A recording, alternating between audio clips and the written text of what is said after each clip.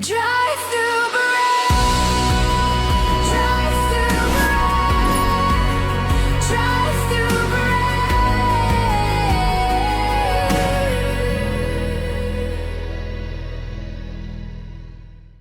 It's good to be with you again this morning. What wonderful stories, testimonies of what God is doing.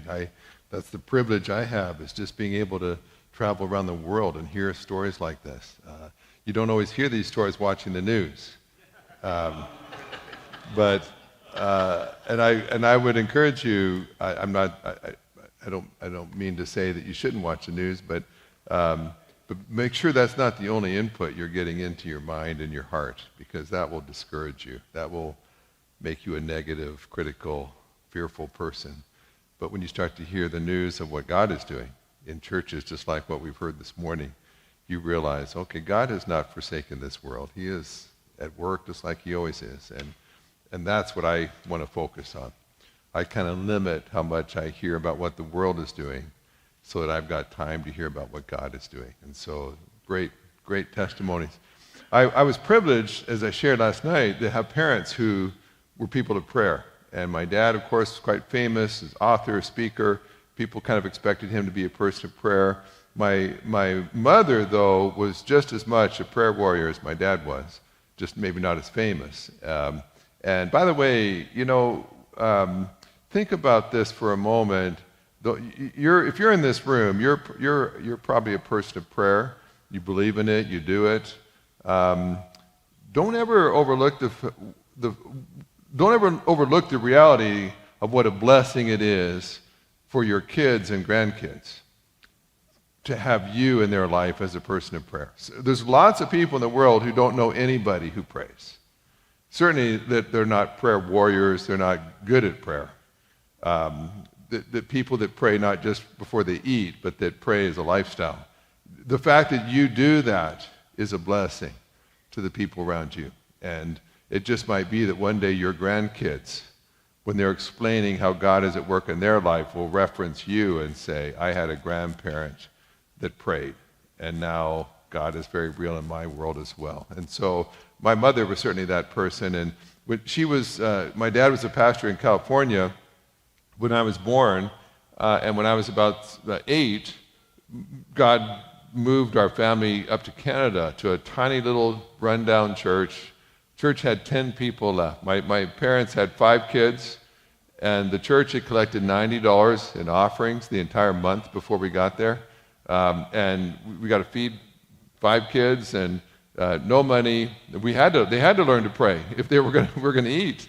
And my dad was away starting churches. So my mom was home a lot. And when she was a young girl, she'd grow up in a Southern Baptist church, and she had felt called to mission work, to be a missionary. And now she had 5 kids, and we had half the neighborhood at our house all the time. So my mother was constantly doing dishes, slinging meals, trying to clean up the mess of a small house full of kids. And my mom, I remember her saying one time, she's doing another load of dishes, the sound of kids all over the place. All of her kids, all 5 kids, would end up in full-time Christian ministry. And many of those neighbor kids ended up in ministry as well.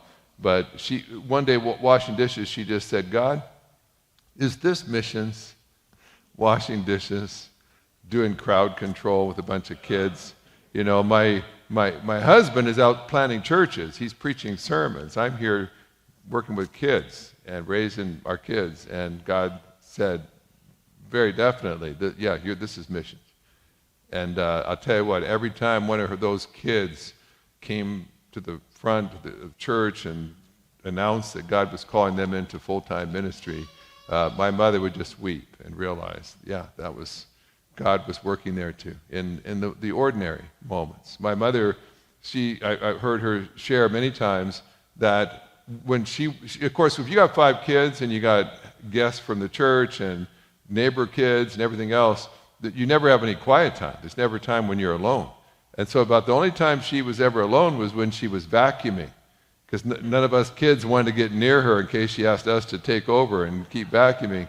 And so she used her vacuuming time to pray. And she used to joke that God works in a vacuum. And so she she would be praying as she vacuumed, and sometimes she would take a long time to vacuum because it gave her uninterrupted time with God. And so she just learned in the most ordinary, mundane kind of ways that this is prayer too. And the value of prayer does not consist on how many people are praying with you. The value of prayer is that God is communing with you. And when God's in the conversation, it's always important. And so as she just did that and she got older, she just came to realize how important prayer was. And one of the things my mother was kind of unusual for was, I don't know if it's a spiritual gift or not, or just that she just was a mother that believed in prayer, but she often would pray for people that couldn't have kids. And she had an incredible batting average of people that had been unable to have children, and she would pray for them, and 9 months later they'd be sending her a note. You'll never guess what just happened. In fact, my mom was kind of had a reputation for that. She was on the mission field one time with my dad, and there was a young missionary couple, had tried for over a decade, couldn't have kids, and so the other missionaries there, they decided to pray, and they prayed that God would help them adopt so that they could have kids. And of course, there's nothing wrong. It's beautiful to adopt children, but my mother interrupted, as only my mother could. All these missionaries are praying that God will pave a way for them to adopt a child. And my mother interrupted them and said, that's not what I'm praying. I'm praying that God will give this woman her own child. And they're all looking at my mother like she's a little batty. But 9 months later, they got a message from the regional missionary over there saying, you'll never guess what just happened. That woman just had a child. And so my younger son, Daniel, he was in seminary when he got married, and so they waited 5 years until he got his master's done and then his PhD done, and then after 5 years of marriage, they were ready to start having kids. But you know how that is sometimes when you kind of put off having kids, and then it just doesn't sort of happen as quickly as you'd like it to. And so they were trying, and they couldn't have kids, and finally, my daughter-in-law came to me and said, Richard, I know that when your mom prays, people have babies, and I think it's gotten to that, you know. It'll be a lot cheaper than going to a clinic, you know. So would you mind asking your mom? I'm kind of embarrassed to do it, she said, but would you just ask your mom to pray that we have a child? I said, I'll do it, but you understand, are you ready? Are you ready? Because think 9 months from now, will you be ready to have a baby? Because if I ask her, you're all in, right? There's no going back. And so she said, yeah, we're ready. So next time I saw my mom, I said, hey, Mom, by the way, I was talking with Daniel and Sarah, and they really want to have, I said, I don't know if you realize they've been trying to have kids now for a while. They can't. And she specifically asked if you would pray for them. And my mom, of course, said, well, did you tell them that it tends to happen when I pray? I said, yeah. I did, and they're ready for it. So go out, go for it, Mom. And about 9 months later, not only did they have a child, they had twins. And my daughter-in-law said, you should have asked your mom just to not, kind of go light on the pedal. I think she was a little too heavy on the prayer there. So about 2 years later, my daughter now is wanting to start a family. And it's not happening just right away. And my daughter said, Dad, I don't care how desperate we get. Don't ask Grandma to pray. I can't handle twins. It's isn't it wonderful? My mother never went to seminary, never was a theologian. She learned to pray while vacuuming.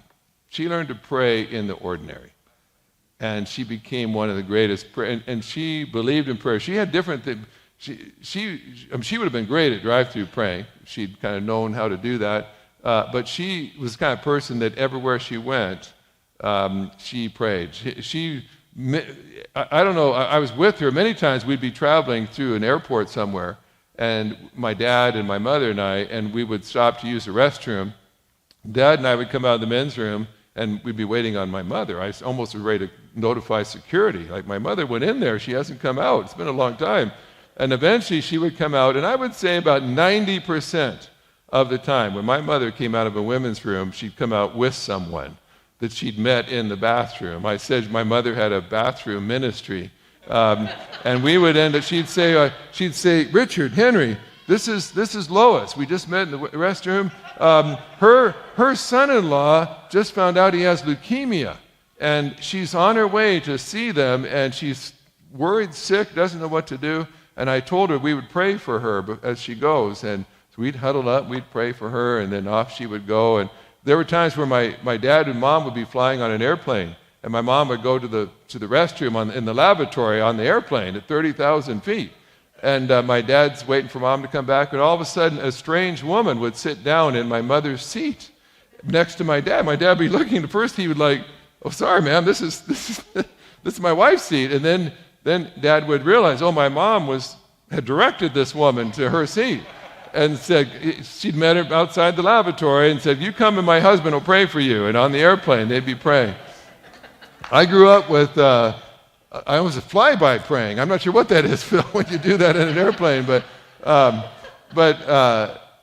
want to share with you this morning, because sometimes we think that becoming a great prayer person happens in special places, and mountaintops, and ivory towers, and in seminaries, and holy places. But God teaches you to pray in the ordinary moments. And what can seem ordinary to you, God knows can be changing eternity, can be preparing you for what God knows is coming. And so last night we took the whole time to speak about one verse, John 16:23. Today I'm going to be very adventuresome, and I'm going to have to move quickly. I want to cover 2 chapters with you this morning. And last night we sort of got right down on the ground level, stared eyeball to eyeball with one verse. Today I want us to go at about 30,000 feet and look down over a prayer journey. And so we find that journey in 1 Kings chapter 17. Actually, I haven't even looked at the book table back there. I wrote a book that covers a lot of this called Living Out of the Overflow. And it looks at the life of Elijah and a little bit at the life of Moses. But if you remember the context of Elijah's life, many people consider him the greatest prophet in the Old Testament. And he's going to be the prototype of what a great prophet looks like. And he rises up in a very dark time in Israel. He's in the northern nation of Israel, and the king is a very, in fact, the most ungodly king that Israel had ever had. His name's Ahab. He's married to Jezebel. And so the government is actually persecuting, hunting down, arresting, and killing prophets just like Elijah. And Jezebel is recruiting all these false prophets, these prophets of Baal and Asherah, these male, female gods, false gods, idols, and promoting them. And Jezebel herself is feeding and paying for all these false prophets to spread lies all over the nation. It's the darkest time that the people of Israel have ever seen. The people of God that are left have gone into hiding because it's too dangerous to just openly follow God. And by the way, can I just tell you that oftentimes the greatest saints of history rise up in the darkest times. I know a lot of Christians and church people will complain at times and say about how dark society is, how secular society is, how it's just not the way it used to be, decades ago. And that's true. But I'll tell you what, God has called you and me to be lights. And if your purpose is to be a light, the best time to be a light is when it's dark all around. That's when you're needed. You take a little flashlight and you go outside in a bright sunny day, you can't even see the flashlight. It's just lost in all the other light. But you take a flashlight out in pitch darkness and it illuminates everything around it. We're called to be light. And so Elijah is called to minister. And so what I want you to do is I'm going to just walk you through just kind of at 30,000 feet for a few moments and just sort of remind you of the journey that God took Elijah on. And so first I just want you to see what I just call the priority of prayer. And so in 1 Kings 17, verse 1, it says, Now Elijah the Tishbite from the Gilead settlers said to Ahab, As the Lord God of Israel lives, in whose presence I stand, there will be no dew or rain during these years except by my command. So Elijah, what he wants more than anything else is for revival to sweep across the land, for God's people to return to God, for people to renounce their evil practices and their false gods and return to the true God. Elijah's whole life is focused on revival. I suspect some of you, that occupies a lot of your praying. God, bring revival to America. Revive the churches. Sweep across the land. God, we need a great awakening, as hasn't happened in over 100 years in America. And that's Elijah's heart. And so when you were first introduced to Elijah, we're not surprised to find him preaching. And Elijah preaches before the king. If you will, he goes to the White House. He goes to the center of political power. And he preaches not a long sermon, but a very pointed, powerful sermon. In fact, this sermon he preaches is so powerful that after the sermon is done, the weather changes outside.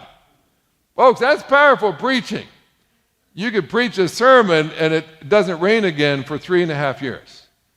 That's powerful, right? And that's what we would expect, right? If revival is going to come, most people will say, we need great preaching.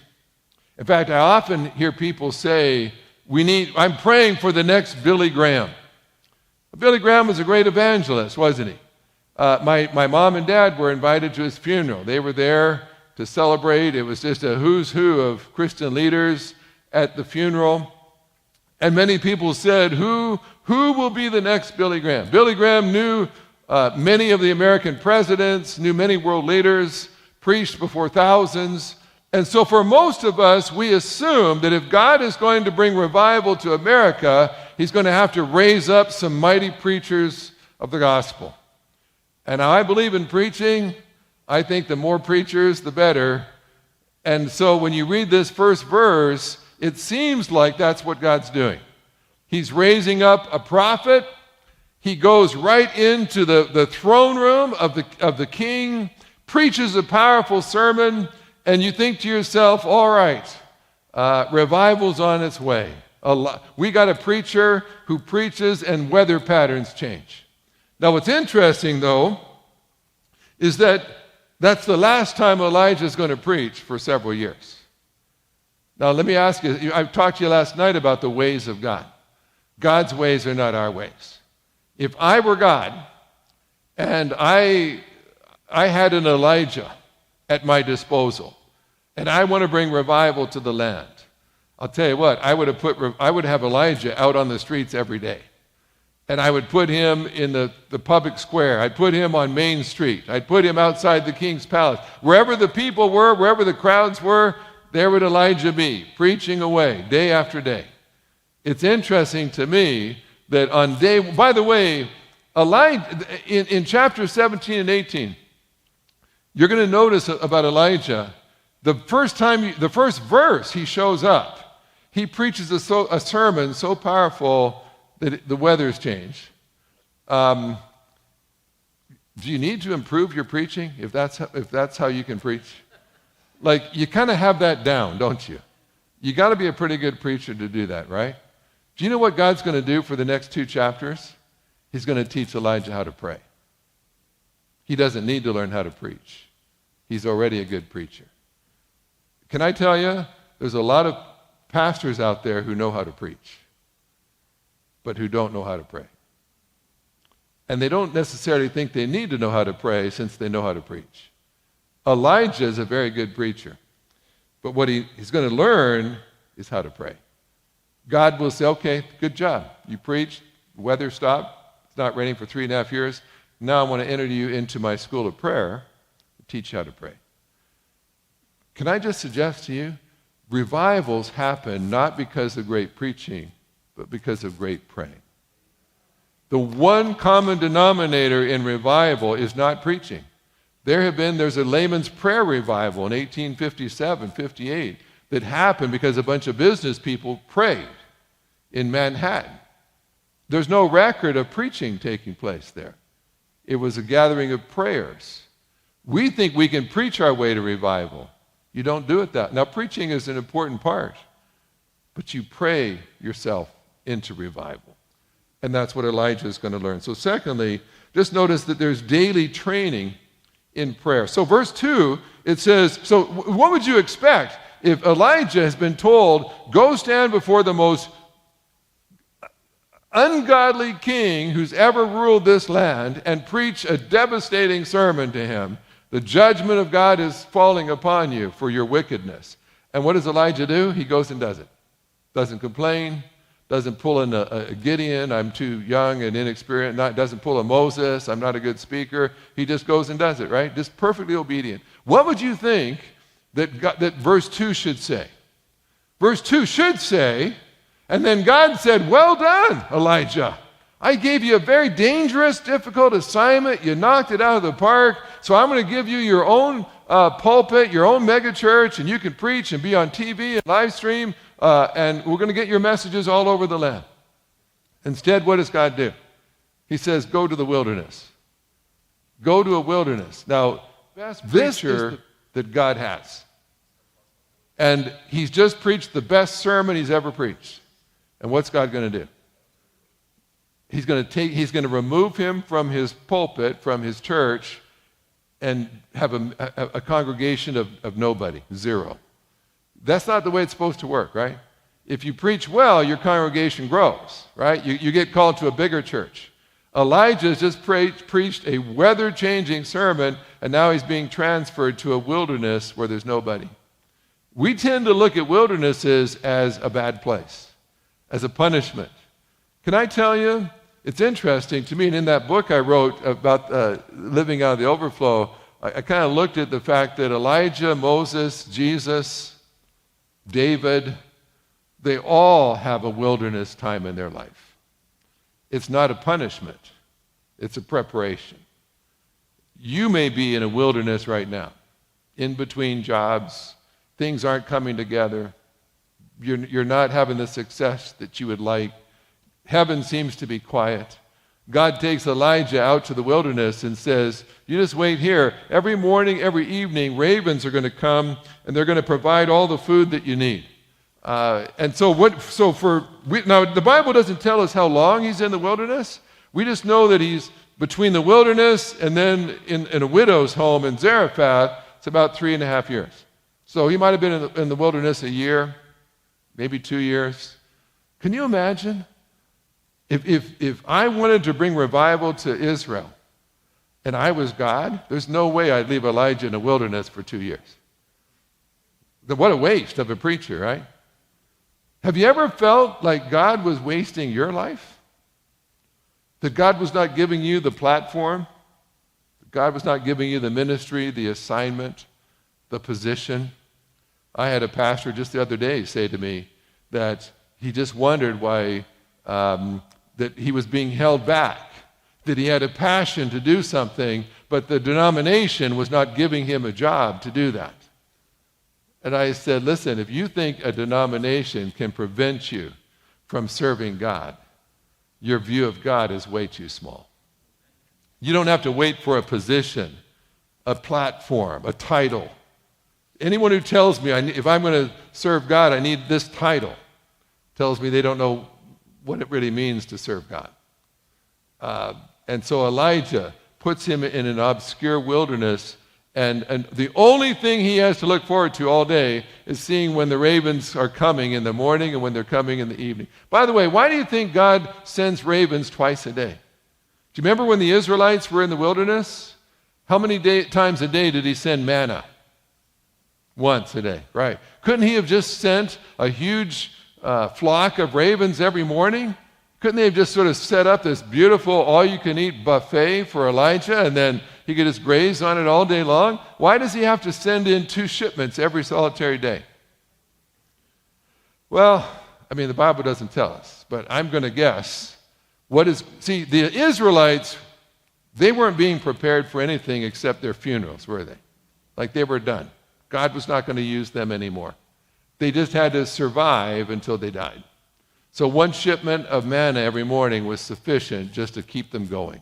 But God was preparing Elijah. God was not, the wilderness was not the end story for Elijah. God was going to put him on Mount Carmel, and he was going to be praying fire down from heaven in chapter 18. And so while he's in the wilderness, he's being prepared.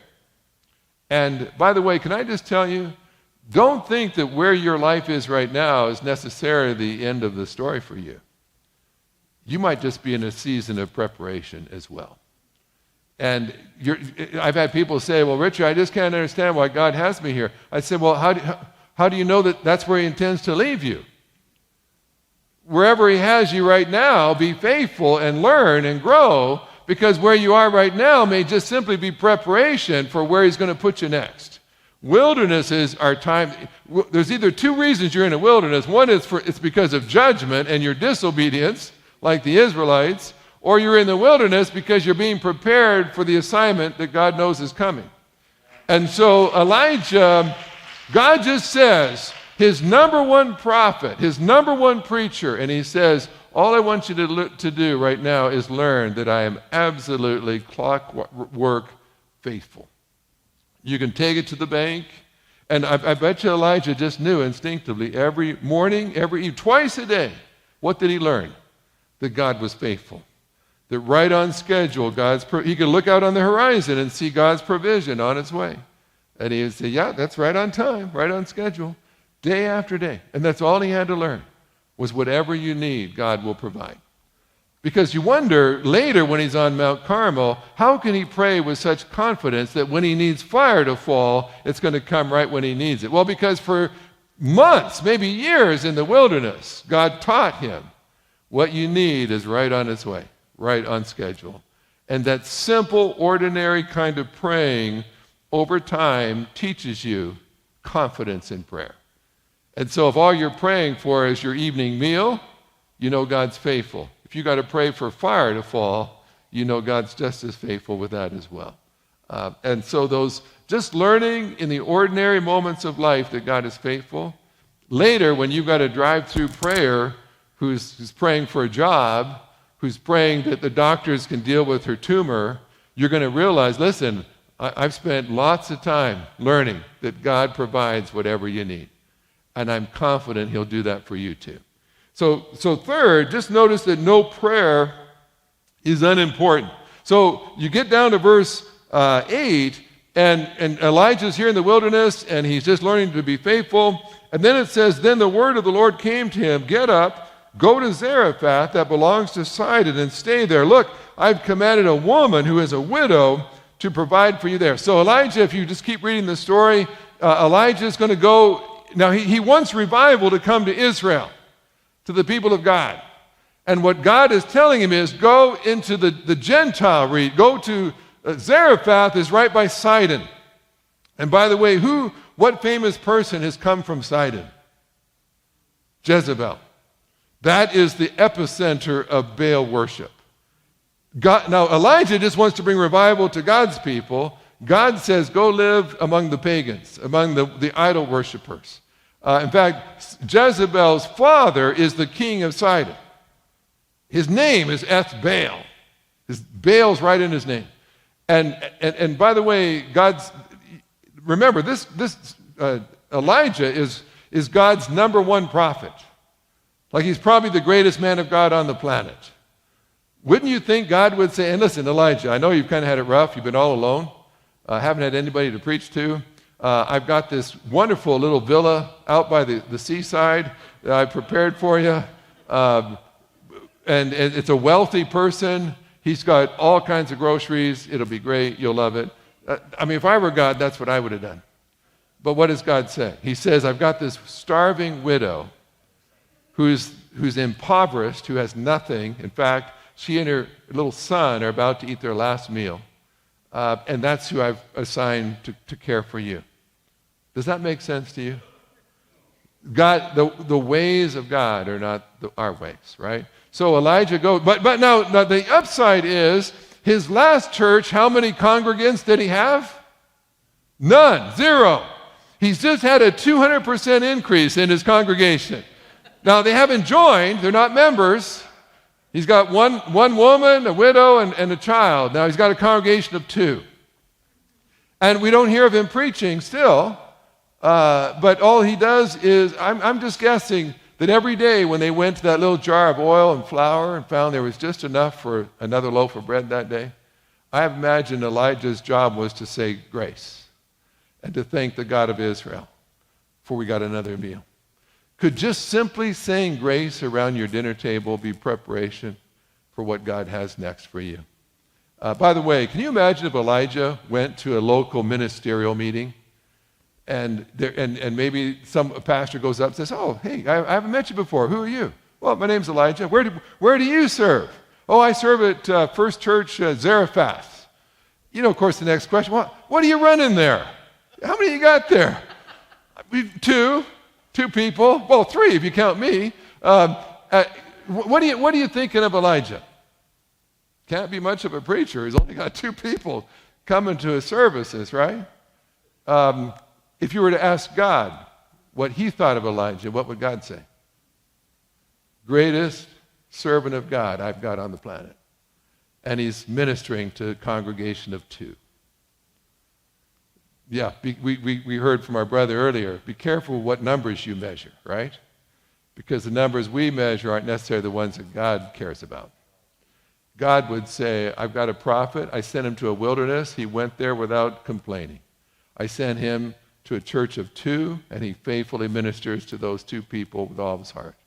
And he's learning how to pray. And can you imagine Elijah? If I were Elijah, I'm far more carnal and unfaithful than Elijah was. But if I'd gone there, probably for a week or 2, I would have had a decent attitude.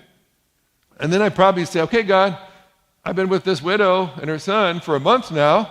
I've been praying every day, bless this food that we're about to eat, and I'm trying to be faithful, but I'm ready for the next assignment. What's the big thing that you have for me? And God would say, you're at it, you're doing it, just keep doing that. Yeah, well, God, the last time I preached, I was in a king's palace preaching. Surely you got more for me than a widow and her son, right? God said, no, you're right where I want you to be. Just keep praying for their meals. Just keep praying grace. And you're right where I want you to be. Just faithful to learn how to pray in the ordinary moments. By the way, do you ever sometimes, I think it's awesome for you guys to just be praying with total strangers who pull in off the roadside and tell you their problems. Cold turkey, you don't know what's coming. That's awesome. Have you ever been careless when it comes just to praying around your meal table? Have you ever become sort of perfunctory over that? I just want to be honest with you. That's all that God gave Elijah was just say grace. Just pray in this humble little cottage and just teach this woman and her son how to be grateful to God for his provision today. I remember years ago I had 3 teenage kids, and it was, I think, Thanksgiving or something, and our family was going to have a meal together, and you know how brutal that, you know what that's like. You got to smell turkey and pie baking in the oven, and you can't, and you're going crazy. Like when are we going to eat? Like when is this going to be ready? I'm starving. And finally it's time. And so we pull all the food out, and I'll tell you, I'm just one of these guys. I don't believe in dilly-dallying, right? Okay, now it's hot. Let's eat it while it's hot, right? Just come out of the oven. We've been visiting for an hour. It's time to eat. Let's circle up here. And so we all gather in the kitchen. All the food is spread out. We are one prayer away from getting to start filling our plates. And my wife looks to me and says, Richard, why don't you pray? And I'm just going to be honest with you. You might wonder why I'm even here talking in the prayer conference after this, but I love joking with my kids. I tease my kids all the time. We have a lot of laughter in our home, and that's what we had been doing. I've been bantering with my kids, and we're having a lot of fun. But now all of a sudden, have you ever done this? One moment you're bantering with people and being goofy, and then 15 seconds later you're talking to God. And the problem sometimes is I didn't transition. I took my joking attitude right into my prayer. And so as I'm technically praying, I'm actually poking fun at my kid. And I forget exactly what I said, but essentially I thank God that my kids, all love their dad, and we're all going to line up behind me in line for the food or something. It was just irreverent and silly. And amen. And so it's time to eat. So I'm starting to serve myself. And my wife and I, now we've been married almost 43 years. And I've discovered that when you've been married to someone a long time, they don't even have to use words to communicate anymore. They just have to look at you. And my wife has given me that look, and I know I'm in trouble. She hasn't even used words yet. And she motioned for me to come step aside. I don't want to step aside because I'm first in line to have food. But I step aside, and she says, "What did you just do?" I said, I prayed. You said to say grace. And I said grace so we can eat. She said, "No, you didn't. You didn't pray. You just talked to God like he was a clown. And you did it in front of our 3 kids." If I were to go back after that prayer, that grace, and ask each of our kids, based on the prayer your father just prayed, how awesome do you think his God is? And I realize, the only thing I hate worse than when my wife calls me out is when I know she's right. And I made a covenant with God and my wife that I would never again treat God carelessly, irreverently, even if you're just saying grace before you eat your food. What Elijah was learning here, don't think that it's not important anytime you get to talk to God. There's never an unimportant conversation with God. Be careful that when you're saying grace 3 times a day around your kitchen table, that you start treating it like it's not important. That somehow that's not as important as when there's a drive-by person that just pulled into the parking lot, right? You're talking to the same God. And what makes the conversation important is who you're talking to, not what the address is of your conversation. And so God just says, listen, there's lessons to be learned in the most simple, humble, ordinary moments of life, like just praying for your food. So 4, just notice, and I'm just going to kind of touch on these last couple, is what I call desperate prayer. Because what it says is, in verse 17 and following, this little boy that Elijah's been living with, he becomes terminally ill and he dies. And the mother shakes her accusing finger at Elijah and says, "Have you just been punishing me?" Because she hasn't become a believer yet. She hasn't joined Elijah's church. She hasn't started tithing. And so now she's saying, so did God just kill my son because I haven't joined your church? And Elijah just takes this little boy in his arms, goes up to his room, lays the boy out on his bed. And then it's very interesting what it says. It says 2 things. First, it says Elijah cried out to God. In fact, it says it twice. He cried out to God. Folks, let me tell you something. There is a profound difference between saying a prayer and crying out to God. My dad one time said, someone asked him, "Do you sense revival is coming to America?" My dad said, "There's a lot of people saying prayers for revival. I'm not hearing a lot of people crying out to God for revival." There's a difference. And I remember one time I was speaking at there's a Billy Graham training center in Asheville, North Carolina. And I speak there every year. And I was there one time, and I was speaking to all the Billy Graham evangelists, all the people that the Billy Graham evangelistic team for South America and Asia and Africa and Europe and Canada, and all the evangelists in the Billy Graham organization were all meeting.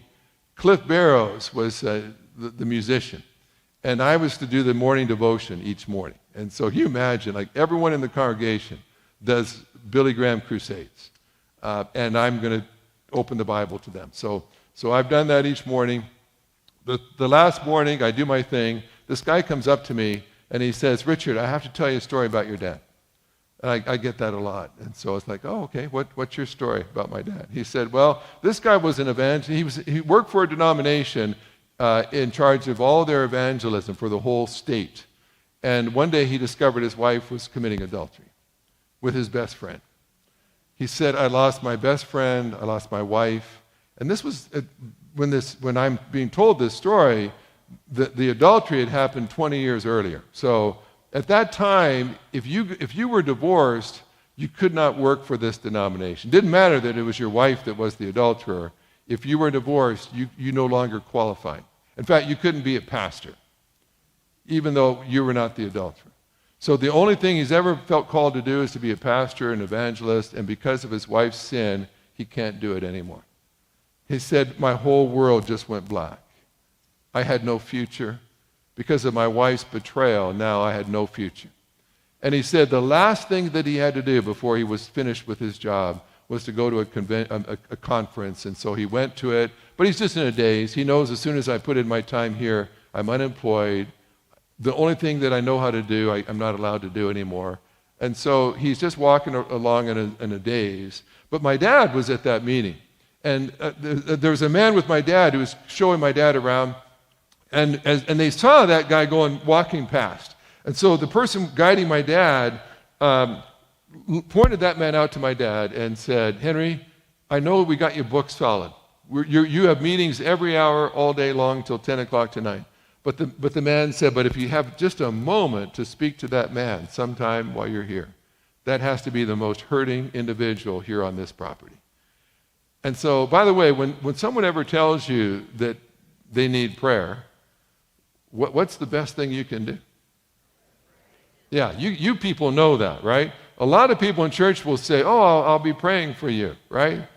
You know a better way is to pray for them right then. God just showed you the need. Pray right now. So my dad is just told that guy really could use prayer. So my dad just says, oh, excuse me. And he catches up to this guy. He actually punched the guy in the arm, which I don't necessarily recommend that to you, but this man is like walking through in a daze. Suddenly someone hits him. He looks around. It's my dad. And my dad says, I'm Henry Blackaby. I feel like I need to spend some time with you. Well, my dad is booked solid till 10 o'clock that night. So he said, look, would you meet me in the prayer garden at 10 o'clock tonight? I'll be there. And so the guy, now, have you ever been a speaker?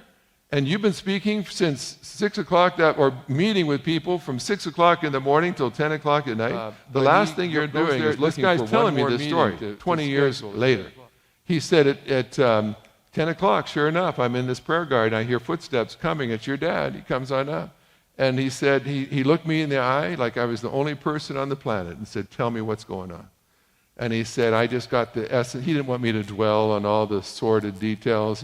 I told him the essence. And your dad, he said, just cut me off. And he put his hand on me, and he said, he began to pray for me. He said, there have been many people who had said prayers for me already. But he said, your dad was the first person that cried out to God on my behalf. He said, his prayer was different than any other prayer I'd ever heard. And he said, even as your dad was crying out to God, he said, I just thought to myself, nobody can talk to God like that and heaven not respond. He said, for the first time, I had hope. He said, I left that meeting, and he said, miraculously, the Billy Graham organization actually got hold of him, found out about him, hired him to train all the counselors for the Billy Graham ministry in Asia. So he said, so if you ever watched a Billy Graham crusade in Asia anywhere, and he said you saw hundreds and hundreds of people coming at the end of the service to receive Christ, he said, I trained every counselor who led every one of those people to Christ. And he said, God gave me a beautiful, wonderful, godly woman as my wife who's been with me by my side ever since. And he said, when people ask me, how have you had such a rich and full ministry working with the Billy Graham organization across Asia all these years? He said, I always tell people it began with a prayer meeting with Henry Blackaby, as he cried out to God on my behalf. And I realized with God, all things are possible. And so Elijah now, he's been saying grace over the food, but now he's got to pray over the dead. And this is the first time in an entire chapter of chapter 17, the first time it tells us he cried out to God. He hadn't needed to cry out to God before. He was just saying grace. Folks, sometimes God will allow something in your life that requires extraordinary praying, not ordinary praying for this. And now you can imagine that the only companions Elijah's had for maybe 2 years is the woman and her son, and now the son's corpse is there on his bed. And then finally it says that Elijah leaned over the boy 3 times. It seems as if he prayed over the boy 3 times. And And I've often asked people, why did he pray over the boy 3 times? Does it take 3 prayers to raise the dead? It's interesting if you do a study of this, and I'm just about out of time, so I can't really get into it like I'd like to. But if you read chapter 17 and 18, Elijah is going to pray 3 incredible prayers. The first time he's going to pray for the dead to rise. It's going to take 3 prayers to get that dead boy alive. In chapter 18, he's going to pray for fire to fall. How many times does he have to pray for that? 1 time. By the end of that chapter, he's going to pray for a 3.5-year drought to come to the end. He's praying for water to fall. How many times does he pray for that? 7. Same guy, within really the course of a chapter, he prays 3 prayers, same guy praying to the same God, and every one of them he has to pray a different amount of times. 3 times to raise the dead, 1 time to bring down fire, 7 times to bring down water. Why the difference? Why wouldn't it always be the same? Well, we don't have time to really get into it, but just to say, prayer is not a formula. Prayer is a relationship. By the way, if prayer was a formula and you just always prayed the same thing and you always got the same result, it would become pretty mechanical after a while, wouldn't it? You just run through the same ritual, you just say the same prayer, and you'd always get the same results. If you always prayed 3 times before God said yes, what would your first 2 prayers sound like? They'd be pretty miserable, wouldn't they? Because you'd know they didn't count. You're just trying to get to prayer number 3. If God always answered on your first prayer, what would you pray like? God, do this, do that. God, take care of that. You'd be just barking out orders to God, right? Because you know everything you asked, you'd get, right? So why does God change it up? I think in part to remind us we're not in control. He is. And he'll say yes when he's ready to say yes. I think Elijah, when I ask people, why did Elijah pray 3 times to raise the dead? I think the simple answer is because the first 2 times didn't work. So I think if he'd had to pray 50 times to raise that boy from the dead, that's how many times he would have prayed. Folks, with drive-through praying, you typically get 1 shot at them as they pull over. Sometimes they're going to need more than 1 prayer. But you know what? A lot of times that first prayer has got to count for them, right? Because you want them to come back. If they need to come back, if they need more prayer, your prayer is, God, give me an opportunity to pray them all the way to your answer. And so Elijah, when he starts out in chapter 17, he's a great preacher. By the end of chapter 17, he's praying to raise the dead. Do you see what God has done? God didn't make him a better preacher. He made him a better prayer. And you get to chapter 18. Let me just summarize it for you, and I'm out of time. The 5th thing is just call it praying for fire. That is, he's standing on a mountaintop now. There's King Ahab. There's all his henchmen. There's all the prophets of Baal and Asherah. They all want to kill him. And in fact, Elijah, no. By the way, I think that's why this only took 1 prayer. Because if God didn't answer Elijah's prayer the first time, what was going to happen to Elijah? He's dead, right? He either gets his prayer answered immediately or he's a dead man. And so God answers it on the first prayer. By the way, if you take time to read his prayer, and we don't really have time, but if you look at what he says, he just says, answer me, Lord, answer me, so that this people will know that you, the Lord, are God, and that you have turned their hearts back. It's not a long prayer, right? It doesn't have to be a long prayer when you're talking to God. And he just simply gets, how can he have such confidence? Remember the prophets of Baal and Asherah? They've been shouting and shrieking and dancing. They've been cutting themselves and bleeding and doing everything they know to do to get their God to do something, not a peep from heaven from their gods. And now finally, after they've done 850 false prophets, do everything they can to try to prove to the watching world that their God is real. Nothing. Empty. 0. And now 1 prophet of God. 1 prayer of God. 850 liars, deceivers, antichrists. 1 praying believer. How many How many people of prayer does it take to impact a nation? One.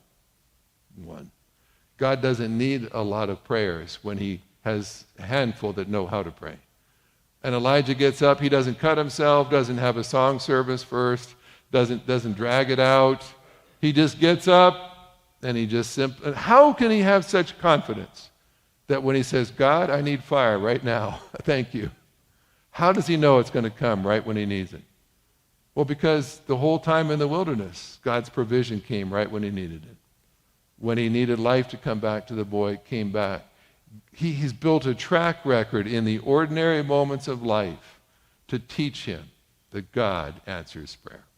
Now, God puts him on a platform and says, now pray and watch the whole nation be turned back to God. One person who learned how to pray. I suspect Elijah was a praying person at the beginning of chapter 17. His praying just wasn't at the level God was looking for yet. A preacher. Can I just, I commend every one of you who's a pastor who's here, because can I just tell you, most prayer conferences that I speak at, the pastors send the women's missionary director to go, or the widow to go. The pastor doesn't sit there and learn about praying because it would almost be embarrassing for him to admit that he could be a better prayer. After all, he's the pastor. This was Elijah. And Elijah had to take 3.5 years to learn how to pray. And when he learned how to pray, the entire nation was knocked to its knees. What would happen if God taught you how to take your praying to the next level? Well, I'm going to just stop there and just take a moment to pray for you. But we've kind of done a quick flyby over 30,000 feet. Elijah, one of the greatest people of God in all of Scripture, and even he had to take his prayer life to a deeper place. But oh, wasn't it worth it when he did? Wasn't the impact amazing? Don't ever minimize where God has you right now. Right now, you may be praying and saying grace before a widow and her fatherless child have their only meal today. You might be in a wilderness and you seem to be abandoned and you've got nobody, just you praying, God, this is even worth it. Why am I even doing this? There's no one here with me. There's just me. But God would say, yeah, right now there is. I'm getting you ready for the mountaintop. There's a Mount Carmel experience I'm preparing you for. First you learn in the wilderness, then I put you on Mount Carmel. What is God preparing you for? What is your prayer life being prepared for right now? For what God knows is coming.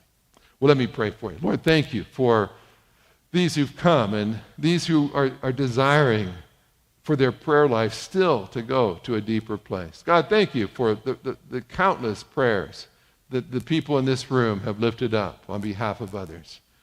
Lord, we know there could be more. We know there could be more. And so my prayer is, Lord, we'll just not be satisfied. And Lord, sometimes we overestimate the importance of preaching, evangelism, teaching, all good things.